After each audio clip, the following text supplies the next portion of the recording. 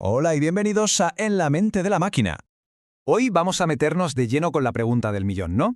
Más allá de los titulares y de todo el bombo que se le da, ¿está la inteligencia artificial cambiando de verdad el trabajo cualificado? O sea, ¿es solo una herramienta que nos hace un poquito más rápidos? ¿O estamos de verdad ante un cambio de paradigma que va a redefinir lo que significa ser un profesional? A ver, para entender de qué va esta revolución, lo primero es diferenciar. Porque no estamos hablando del típico autocompletado que te sugiere la siguiente palabra. No, eso es el pasado. Ahora hablamos de algo totalmente nuevo, los agentes de IA. Y la diferencia es clave. A los primeros les pides ayuda para ejecutar algo, a estos nuevos les delegas la tarea entera. Les das un objetivo y ellos se buscan la vida. Es pasar de tener un copiloto a cederle el control al piloto automático. Venga, esta es la hoja de ruta que vamos a seguir. Primero, vamos a ver si eso de la nueva era de la productividad es real o puro marketing. Luego pondremos bajo la lupa al agente de IA del que todo el mundo habla. Veremos un dato que, ya os aviso, quita el hipo, un 39% más de producción. Y de ahí a la parte más fascinante, la paradoja de la experiencia. Terminaremos viendo cómo cambia el trabajo y qué habilidades van a ser cruciales a partir de ahora. Muy bien, entremos en materia. Llevamos meses, incluso años, escuchando que la IA va a disparar la productividad. Pero claro, del dicho al hecho, vamos a dejar a un lado las promesas y a buscar la evidencia, los datos puros y duros. Y para eso nos vamos a apoyar en un estudio muy reciente que nos da una de las primeras fotos reales de lo que está pasando. Se centra además en el desarrollo de software, que es un sector que siempre va a la vanguardia adoptando estas tecnologías. Vamos, que es el laboratorio perfecto para ver el impacto real de la IA en el día a día. Pero claro, antes de saltar a las cifras, es súper importante que entendamos de qué herramienta estamos hablando, porque no todas las IAs son iguales, y esta en concreto pertenece a una nueva generación que de verdad está cambiando las reglas del juego. Pensadlo así. En vez de darle un toque a un compañero para que te eche un cable, se lo pides directamente a un programa. Eso es un agente de IA. No es un simple chatbot, ¿eh? Este sistema actúa. El que se analiza en el estudio, por ejemplo, puede navegar por Internet, buscar en bases de código, ejecutar comandos, todo para cumplir el objetivo que le has marcado. Y ojo, porque aquí viene la primera gran sorpresa. Aunque la mayoría de usuarios eran ingenieros de software, resulta que lo usaban muchísimo los diseñadores, los jefes de producto, los científicos de datos. De hecho, los diseñadores le mandaban más mensajes a la semana que los propios ingenieros. Y esto es una pista brutal. Estas herramientas están rompiendo las barreras. Permiten que gente no especializada haga tareas de especialista. Venga, y ahora sí, vamos a lo que todo el mundo está esperando, el número, la cifra que mide el impacto real. Aquí es donde dejamos de hablar de potencial y empezamos a hablar de resultados medibles. Pues agarraos porque el número es un 39%, un aumento del 39% en las entregas de trabajo semanales. En el mundo del software esto se mide con algo llamado fusiones de código, o merges, que básicamente es una tarea completada. Un aumento de casi un 40% en esa métrica no es una pequeña mejora, es una auténtica barbaridad.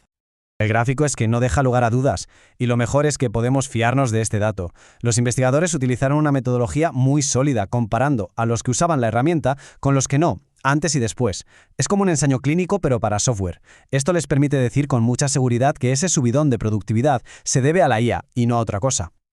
Y ahora, la pregunta que nos hacemos todos. Vale, producimos más, pero ¿lo hacemos peor? ¿Metemos más la pata? Pues sorprendentemente no. Los datos dicen que no hubo un aumento de errores importantes, de esos que te obligan a volver para atrás. Es más, el tiempo dedicado a corregir fallos incluso bajó un poco. Así que, en resumen, se produce mucho más y como mínimo con la misma calidad.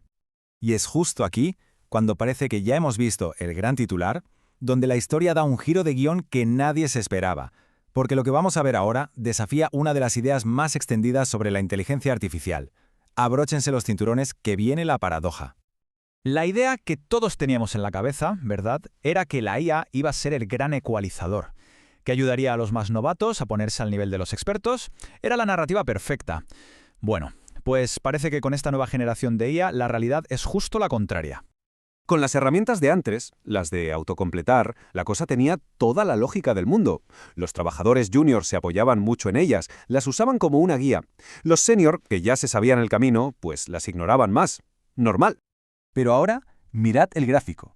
Con los nuevos agentes, ¡pum!, la tortilla se da la vuelta por completo. De repente, son los trabajadores con más experiencia, los senior, los que aceptan y usan más lo que genera la máquina. Y los juniors se muestran más reacios. La tendencia se ha invertido totalmente. Y te preguntas ¿por qué? Pues la clave está en que la experiencia, en este nuevo paradigma, te da dos superpoderes. El primero es saber qué pedirle a la máquina y, sobre todo, cómo pedírselo.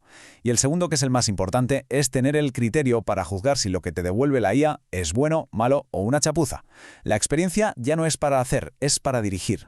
Esta paradoja en el fondo nos está mostrando un cambio mucho más grande. El trabajo está dejando de ser una actividad sintáctica, es decir, de escribir las cosas con las reglas correctas, para convertirse en una actividad semántica, centrada en el significado, en la intención, en la estrategia. En resumen, estamos pasando de teclear a pensar. Y no solo una idea, los datos lo confirman. Si miramos para qué se usa la gente, vemos que sí, la mayoría de las veces es para que implemente código, pero casi un 40% de las veces se usa para otras cosas, para planificar los siguientes pasos, para que te explique un trozo de código que no entiendes o para que te ayude a depurar un error. El trabajo es una conversación estratégica con la máquina. Y aquí es donde todo encaja. Y volvemos a la paradoja. ¿Quiénes usan más la IA para planificar? Exacto, los más experimentados. ¿Y quiénes la usan menos para que les explique código básico? Pues ellos mismos. ¿Por qué? Porque ya tienen el contexto del proyecto en la cabeza. No necesitan que la IA les enseñe. La usan como un socio para definir la estrategia. Entonces, llegados a este punto, la pregunta es obligada. Si la IA se va a encargar cada vez más de la ejecución, del cómo, ¿qué demonios nos queda a los humanos? ¿Cuáles son las habilidades que de verdad van a marcar la diferencia? Pues todo apunta a que el futuro del trabajo cualificado se va a sostener sobre tres grandes pilares. El primero, la abstracción, la capacidad de ver el problema desde arriba y trocearlo en tareas que le puedas delegar a la IA. El segundo, la claridad, ser un maestro dando instrucciones, sin dejar lugar a dudas. Y el tercero, y para mí el más importante, la evaluación, tener el juicio crítico para saber si lo que ha hecho la máquina sirve o no. Y todo esto nos deja con una última reflexión, que es la que de verdad importa. Si la IA se encarga de ejecutar, ¿dónde queda nuestro valor? Pues parece que se desplaza. Cada vez va a importar menos la habilidad para hacer la tarea y mucho más la capacidad para definirla, dirigirla y sobre todo juzgarla. El futuro parece no es de quien teclea más rápido, sino de quien piensa con más claridad. Gracias por escuchar En la mente de la máquina. Si te gusta este tipo de contenido, dale like, suscríbete y activa la campanita para apoyar el canal y no perderte ningún episodio. Y no olvides dejar tus impresiones en la cajita de comentarios, que siempre te leo y te respondo.